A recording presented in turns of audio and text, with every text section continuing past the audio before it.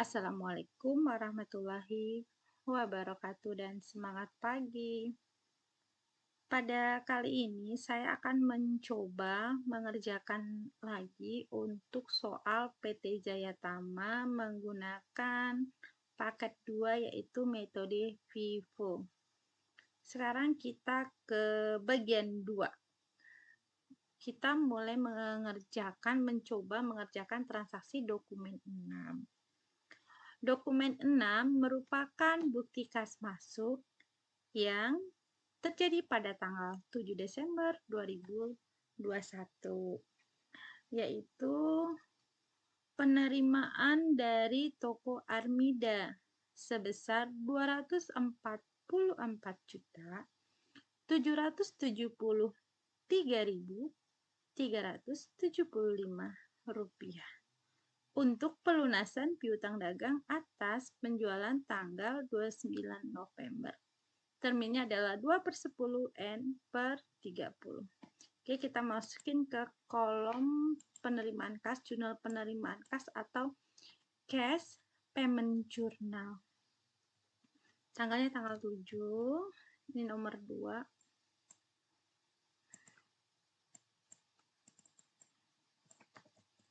Oke, kita buat namanya toko Armida. Berarti ini adalah penerimaan uang dari toko Armida. Cash in banknya sebesar ini ya, 244.773.375 rupiah. Oke, untuk pelunasan ya tanggal ini. Oke, kita taruh di account receivable-nya toko Armida. Kita lihat di kartu piutangnya. Ini dia, ini hutangnya. Ini hutang dari toko Armida, berarti nilai piutang kita. Jadi toko Armida itu hutang sama kita totalnya 249.768.750 rupiah.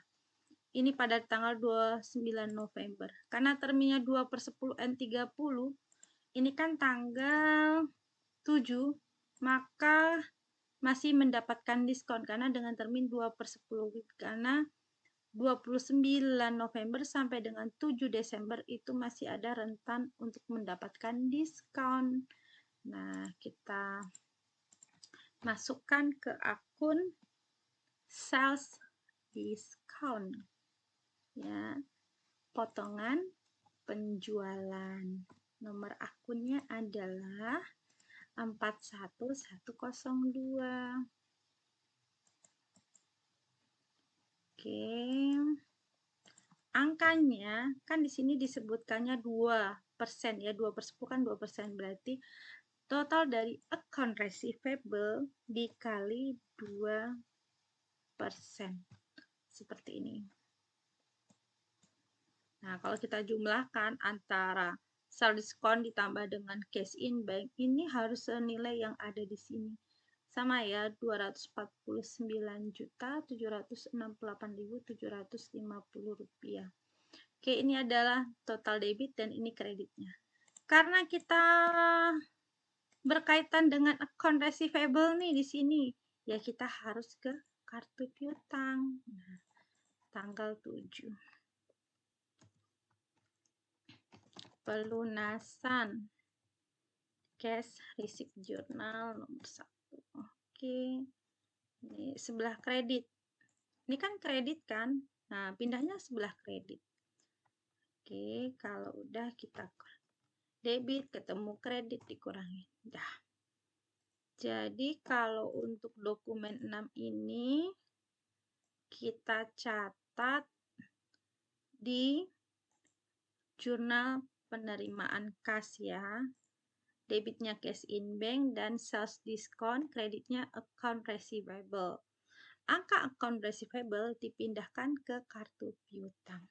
Oke, dokumen 6 selesai, kita ke dokumen 7.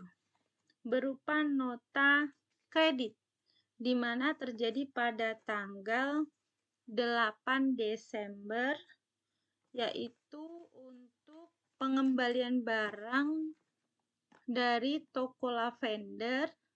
Ini kan penjualan tanggal, kita lihat, penjualan tanggal 6 ya ini. toko lavender, ini nota kreditnya. Nah, ini harus kita catat nih, dicatat di General Journal. Karena tidak ada kaitannya dengan penerimaan kas, pengeluaran kas, bukan penjualan kredit. Jadi kita tahunya di jurnal umum atau General Journal. Buat tanggalnya dulu, tanggal 8. Nomornya yang ini 01 NK. Nah, akunnya karena ini retur, berarti debitnya adalah sell return. Ini dia.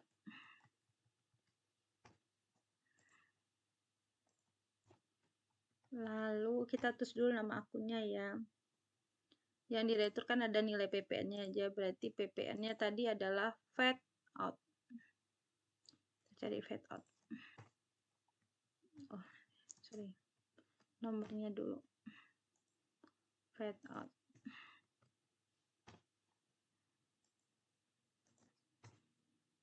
Oke. Ini di debit.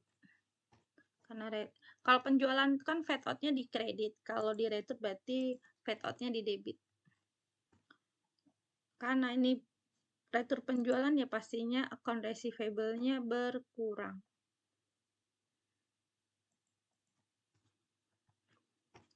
Jadi kalau ada yang bertanya, Bu, bagaimana sih saya kalau menghafalkan ini biar cepat?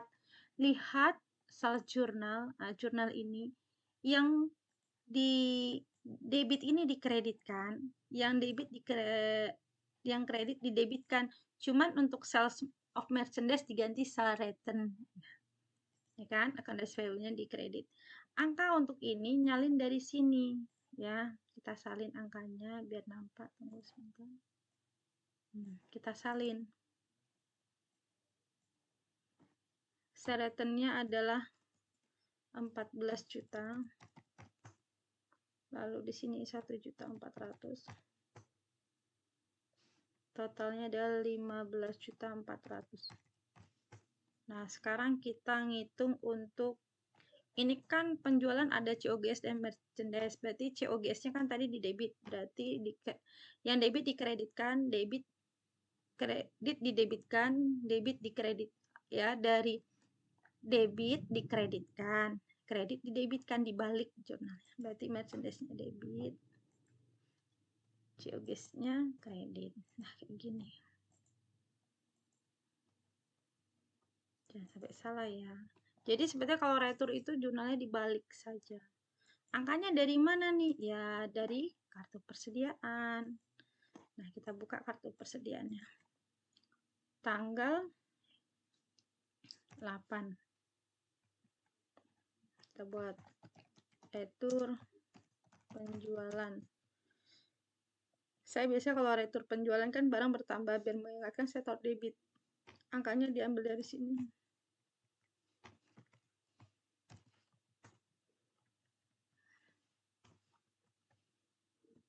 Karena angkanya yang di sini masih sama ya, jadi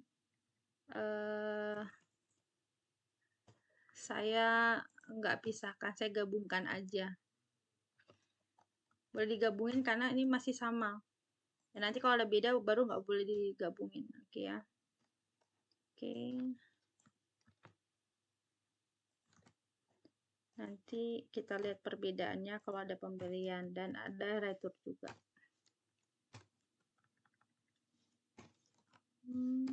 Tambah.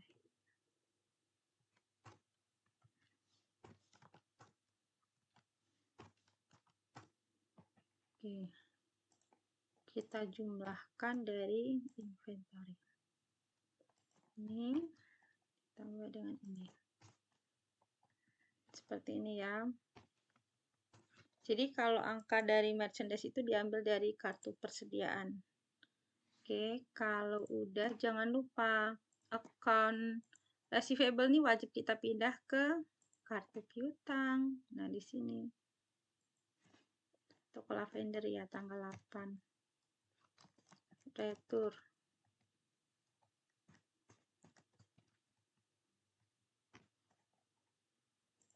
Ada di kredit kan ini. Nah, pindahnya ke kredit. Saldo debit Kalau ketemu kredit dikurangin. Nah, seperti ini. Jadi, apapun kegiatannya dan kaitannya dengan account receivable wajib ke kartu piutang. Kalau ada kalimat merchandise itu harus ke persediaan. Nah, kalau penjualan ya kita lihat di kartu persediaan. Kita lanjut ya ke dokumen berikutnya ya. Dokumen 8. Nah, ini sudah ke pembelian secara kredit. Nah, kita catat dulu ya ke jurnal pembelian atau purchase journal tanggal 9. Ini penjualan kredit ya, 124 HN. Namanya adalah PT Andara. Angka di sini untuk menyalin ini, angka ini semua ngambil dari sini. Merchandise tinggal ambil ini, tinggal nyalin aja. Yang ada di faktur itu tinggal salin aja. Nah, seperti ini. Nyalin ya. Fed in-nya ya juga nyalin dari sini nih. Nih 24.606.000. Account payable-nya nyalin dari total 270.666.000. Dah, nyalin aja. Kan ada di sini ada account payable ya. Ini account payable. Kita pindahkan dulu ke kartu utang tanggal 9. PT Andara ya. Ini namanya PT Andara. Pembelian di kredit. Nah, ini kredit loh ya. Kredit, pindah kredit. Nah, untuk kredit. Saldonya jadi kredit. Nah, lalu, karena ini ada kalimatnya inventory, ya, harus dipindahkan ke kartu persediaan. Oke, ini dia kita mulai input ya, tanggal 9 PT Andara yang LJ 1P ya. Ini nilainya 24. 4.065.000. Totalnya coba kita kalikan. Sebenarnya ini tinggal nyalin aja. Nah, udah. Cara nyusunnya bedanya FIFO sama FIFO sama average. Kalau average kan kita jumlahkan dulu baru kita nanti harga rata-ratanya kan. Kalau metode FIFO pertama salin dulu yang ini. Ini disalin dulu. Salin ulang dulu. Lalu kemudian salin ulang yang ini. Nah, ini salin ulang di sini. Nah, ini dia. Nah, ini dia. Jadi kalau metode FIFO kita salin, kita lihat kan. Kalau metode rata-rata kan dijumlahkan dulu, saldo tambah jumlahin, quantity jumlahin, baru kasih rata-rata. Kalau FIFO tidak, kita susun seperti ini. Kita lihat kronologisnya. Jadi nanti kalau dijual berdasarkan urutannya. Kalau FIFO first in, first out. Nah, seperti itu. Oke, kita lanjut ke LJ 2P. Ini juga kita kasih warna nih. Belinya 25, harganya ini dia. 5.940.000. Sebetulnya sih tinggal nyalin ulang aja ya. Nah, kita salin ulang ini. 148.500.000. Yang pertama ini diturunkan dulu, berarti pakai paste special value kayak gini boleh. Nah, yang kedua, salin ulang di sini. Dah. Jadi seperti inilah urutan untuk persediaannya. Nah, oke, ini metode FIFO ya. Ini untuk dokumen nomor 8. Jadi kalau nomor 8 ini kan pembelian kredit, berarti jurnal pembelian disalin ulang dari sini. Nyalin nih dari ini inventory-nya, ini PPN-nya, ini account payable-nya. Account payable pindah ke kartu hutang. Lalu kalau inventory-nya pindahkan ke persediaan. Nah, seperti ini pindahkan in baru taruh di bawahnya. Salin dulu saldo sebelumnya, baru ke bawahnya. Kayak gini ya. Oke, mungkin demikian video kita pada bagian 2 ini. Untuk dokumen berikutnya kita sambung di video berikutnya. Terima kasih atas perhatiannya. Sampai ketemu di video berikutnya. Wassalamualaikum warahmatullahi wabarakatuh. Dan semangat pagi.